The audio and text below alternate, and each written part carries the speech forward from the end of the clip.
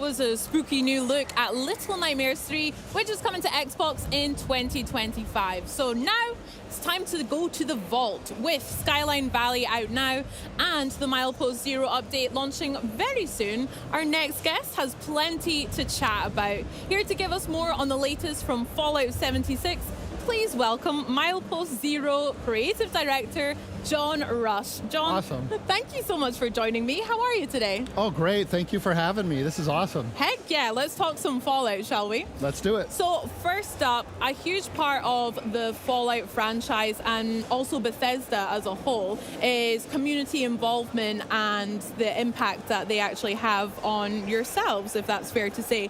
Can you tell me a little bit more about what that impacts your development timeline from the community involvement? Sure. Yeah, that's a great question. I've said it before. Bethesda Game Studios has the best community in gaming. They're so great at giving feedback, saying what's not working, saying what they'd like to see. So the team always makes sure to stay on top of all that feedback, whether it's on Reddit or Discord or whatnot. And what we do is we kind of boil it down to large strokes, bigger trends, right? And what features can we make to satisfy these things that players want, and how do they fit across a timeline while satisfying our builders and our adventurers alike? Nice. I mean, you mentioned Reddit just there, and I'm really curious how you actually use those sites or maybe other corners of the internet to actually take the feedback from the community and then put that in the game. What does that look like for you and the team? Well, I'd like to outline some sort of really cryptic process, but it's really just me on my phone going down the posts and remembering, oh yeah, somebody said that. But it's more than just reading the feedback. It's also being able to look at that feedback through the lens of a player. So we all play the game on the team. I, speaking for myself, have multiple high-level characters I've gone through the game with to try different things. Multiple new characters fresh out of the vault to try different things. So looking at that feedback that we get from players through the lens of players ourselves and kind of trusting ourselves to make the right choices for the game. Nice. Showing off with quite a few high-level characters there. I see you. And by the way, I made those myself. I wasn't giving them. Thank you. No, that's very good. We were chatting before about one of your latest characters, your ventures. Care to tell us or share with the viewers about the captain? Oh yes, the latest character sometimes shows up on the socials, and that's Captain Nuke McCloud. Nice. And Captain Nuke McCloud lives up to his name and loves to drop nukes. So we get the community together and they follow me around while I drop nukes, and we just have a lot of fun. I'll stay out of the way of those servers. That's avoid the nukes. Yep. What is the reaction from the community that you see when you do take those comments, that feedback, and actually put it in the game? What's it like seeing the reaction to those from the community? I think it's great. It's the type of feedback that we kind of get over time, right? Because it's not so much taking a specific thing like I want a neon green wig or something like that. It's looking at, hey, I'm looking for more things to do at the end of the game. I want more challenging experiences. So as those features kind of come out further down the road, we see that positivity from players reflected back at us through comments and feedback.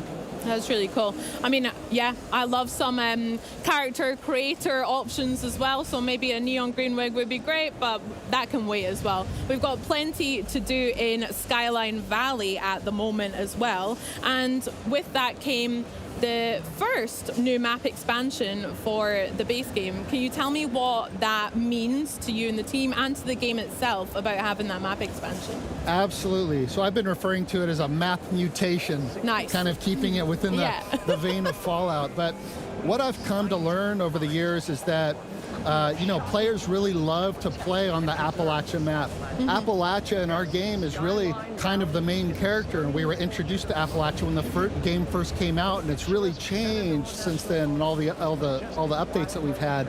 So knowing that players really like to stay in Appalachia and experience that, we wanted to give them opportunities to continue telling their own stories. So using Skyline Valley as a reference, they have more places to build, more places to adventure, and also using Skyline Valley for a way to further the story of Appalachia itself, telling our own stories for the players to experience.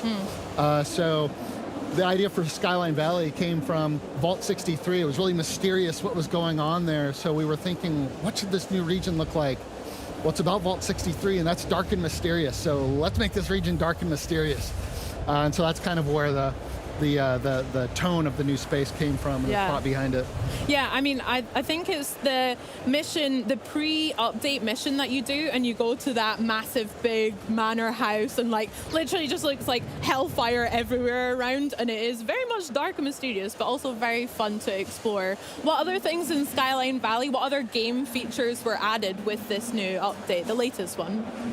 Game features added with Skyline, well, there's a new horrible creature walking around called the Thrasher, which is just awful. Yeah. this big turkey abomination, which is a lot of fun to see. We've also got a new boss in there that's triggered by nukes, the trifecta terror, the trio Storm Goliaths, which are really fun to fight. And they play off one another, which is kind of a new mechanic. You kill one, the other two get stronger. You kill one of them, and the last one gets really strong. So that's fun. Yeah, that is fun, and also terrifying. That's great. Yeah.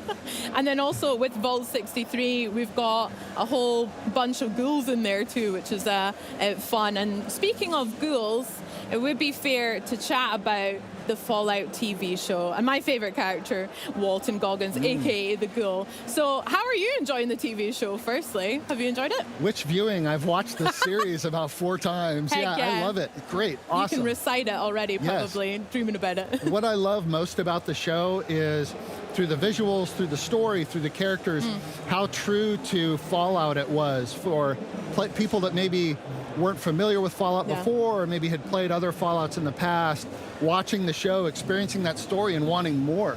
Where can they get it? Come to Fallout 76, come to Fallout 4, come to 3.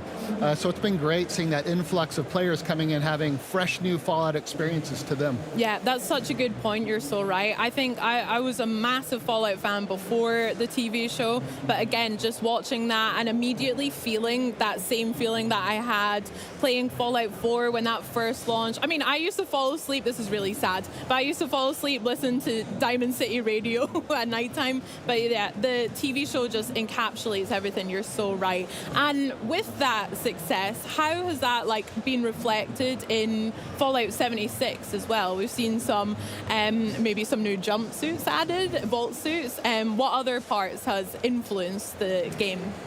Sure. So with the show, we made very specific offerings that had specific ties to the show, like Lucy's backpack or the cowboy duster, which players really love, and they're very Fallout, thematic to Fallout. So it was great to add those.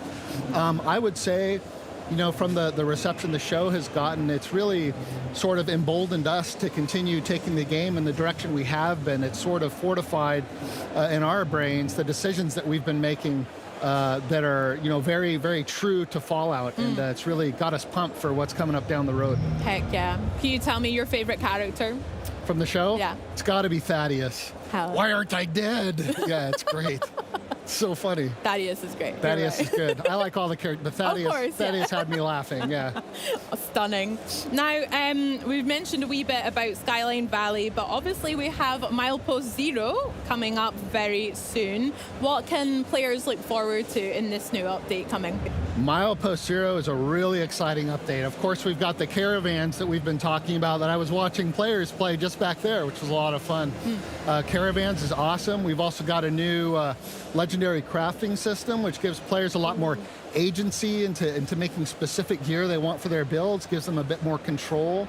And we've got best builds, which is a great step forward for our builders, and being able to connect them so they can share their builds in game much easier and show appreciation to one another. If you run across a best build camp that you like, you give it a thumbs up, and upvoted camps with most thumbs up get featured on multiple servers across Appalachia, so it's really cool. That sounds sick. I'll definitely be challenging myself. I love games like Fallout, and then also in Elder Scrolls Online, and then I love building in The Sims as well. So yeah, definitely I'll be building and maybe taking some inspo from the rest of the community as well. That sounds awesome. Cool. I can't wait for that.